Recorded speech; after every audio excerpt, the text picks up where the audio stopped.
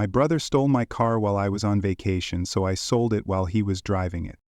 I always knew my brother Tyler had boundary issues. Growing up, he would wear my clothes without asking, use my things without permission, and generally act like everything I owned was his for the taking.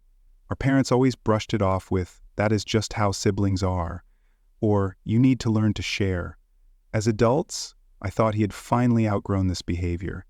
I was wrong. Last year, I had the opportunity to take an extended international trip, a month-long photography workshop across several European countries. It was the chance of a lifetime, something I had been saving up for years to do. But I had one concern: my apartment. I did not want to leave it empty for 4 weeks. When Tyler offered to apartment sit, it seemed like the perfect solution.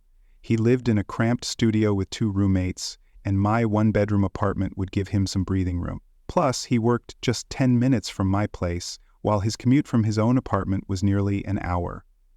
It made sense for both of us. "Just water my plants and collect my mail," I told him as I handed over the keys. "Everything else should be fine. I will leave emergency contact info on the fridge." Tyler nodded, looking almost offended that I felt the need to give him instructions. "I know how to take care of an apartment, Mark. I am not a child." I hesitated for a moment before adding, "And Tyler, my car stays in the garage. I pay extra for that parking spot and I do not want to lose it. The building manager is strict about that." My car was my prized possession, a 29 Mazda MX-5 Miata that I had purchased after years of saving. It was not the most expensive sports car out there, but it was mine, paid in full, and I loved it. "No problem," Tyler said with a dismissive wave. "I have my own car anyway." With that assurance, I left for my trip feeling confident that everything would be fine. Europe was amazing. I spent my days photographing ancient architecture, wandering through museums, and sampling local cuisine. I was so caught up in the experience that I barely thought about home. Tyler sent occasional texts letting me know everything was fine at the apartment, and I trusted him to keep his word. When I finally returned home, exhausted but happy, Tyler met me at the airport. "Welcome back," he said, giving me a quick hug. "How was your trip?" "Incredible," I replied as we walked to the parking lot. "I cannot wait to show you the photos." I looked around for my car. "Where did you park?" "Over here," Tyler said, leading me to his beat-up Honda Civic. "You did not bring my car?" I asked, confused. Tyler shrugged. It made more sense to bring mine, easier to find in the parking lot. That seemed reasonable enough, so I let it go. We loaded my luggage into his car and headed to my apartment. When we arrived, everything looked in order. The plants were alive, the mail was neatly stacked on the counter, and the place was reasonably clean. I thanked Tyler and told him he could head home if he wanted. I was jet-lagged and needed sleep. "Cool, I will grab my stuff and get out of your hair," he said, gathering the few belongings he had scattered around the living room. As he was leaving, I grabbed my car keys from the hook by the door. "I am going to check on my car. I have not driven it in a month." I saw something flicker across Tyler's face. Was that guilt? "Actually," he said slowly, "your car is not here." I froze. "What do you mean it is not here? Where is it?" "It is at my place," he admitted. "I have been using it." "You have been what?" I could feel my blood pressure rising. "Tyler, I specifically told you not to touch my car." He had the audacity to look annoyed. "My car broke down a week after you left. I needed transportation for work. It was just sitting there not being used. What is the big deal?" "The big deal? The big deal?" I took a deep breath, trying to stay calm. "You took my car without permission. You have been driving it for weeks. Did you even maintain it? Change the oil? Check the tires?" Tyler rolled his eyes. "It is fine, Mark. I took good care of it. Better than leaving it sitting for a month collecting dust." I was furious, but too exhausted from travel to argue properly. "I want it back now." "Fine," he huffed. "I will bring it over tomorrow. I need to get some sleep before work." "No," I insisted. "Tonight. Call an Uber to get home, but I want my keys right now." Reluctantly, he pulled my car keys from his pocket and handed them over. "You are overreacting. This is exactly like when we were kids. You always freaked out when I borrowed your stuff." "Borrowed?" I repeated incredulously. You never borrowed anything. You took without asking, just like now. Tyler left in a huff, calling me selfish and unreasonable. I was too angry to care. The next morning, after a fitful sleep, I took an Uber to Tyler's apartment to retrieve my car. What I saw made my stomach drop. My beautiful Miata was barely recognizable. The once gleaming red paint was now covered in dust and bird droppings. There were several new scratches along the sides. The interior was littered with fast food wrappers, empty coffee cups, and receipts. But the real horror came when I turned the key. The check engine light immediately illuminated the dashboard. The car made a strange rattling noise that definitely had not been there before. When I checked the odometer, I nearly had a heart attack. Tyler had put over 3,000 miles on my car in just 4 weeks. I called him immediately. "What the hell did you do to my car?" I demanded when he answered. "Nothing," he said defensively. "I drove it to work and back, maybe a few other places." "A few other places?" "Tyler, you put 3,000 miles on it. Where did you go?" He hesitated. "I might have taken a weekend trip to the beach with some friends, and maybe drove up to see Mom and Dad. What is the big deal? It is just a car." "Just a car? Just a car?" I was seeing red.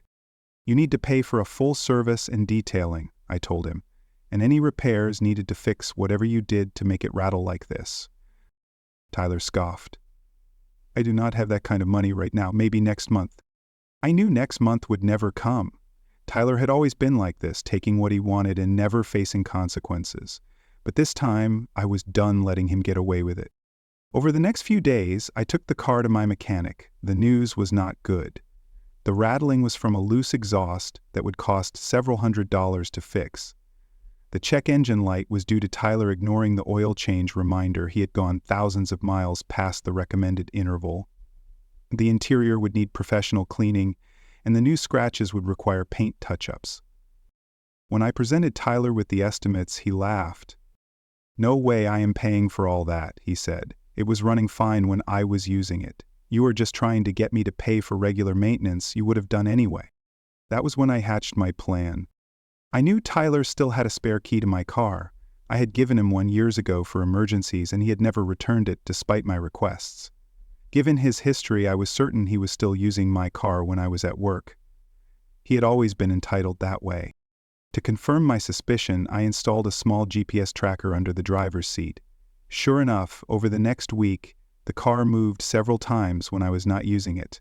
The tracker showed it going to Tyler's workplace, to a local bar he frequented, and even to his girlfriend's house across town. He was still treating my car like his personal property. Rather than confront him again, I decided on a different approach. I checked my calendar and waited for the perfect opportunity. It came 2 weeks later. My tracker showed that Tyler had taken my car to a music festival 2 hours away, an all-day event, where he would be gone from morning until late at night. While he was enjoying himself with my vehicle, I was busy finalizing the paperwork I had prepared. You see, I had found a buyer for my car, a dealership that specialized in sports cars and was willing to pay a fair price despite the condition issues.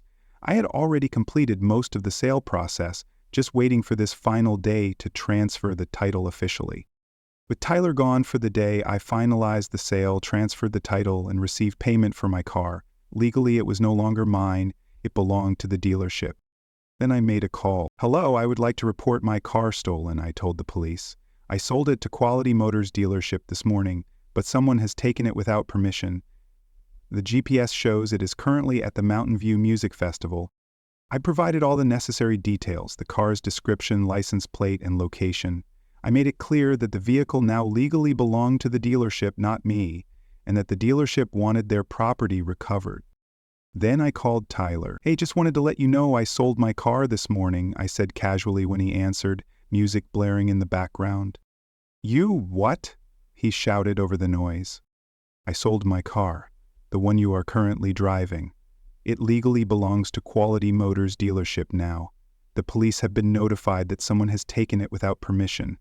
You might want to prepare for an uncomfortable conversation when you get back to the parking lot." The stunned silence on the other end was deeply satisfying. "You cannot be serious," Tyler finally managed to say. "This is a joke, right?"